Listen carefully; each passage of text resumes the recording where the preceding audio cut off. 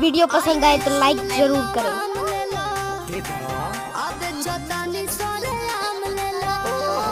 कैसे का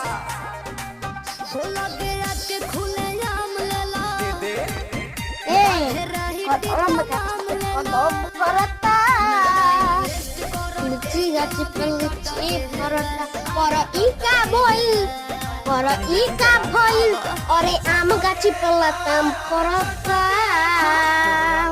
बोनो से करता लताम ले लताम बोनो से करता आम ले लयाम उ बजावता हमरा उ बजावता हमरा ए बजावता हमरा ई ओनो से खींच के ले जाई उ ओनो से खींच के ले जाई ओहो हम केने जाई गाइस बोला हो हम केने जाई गाइस बोला।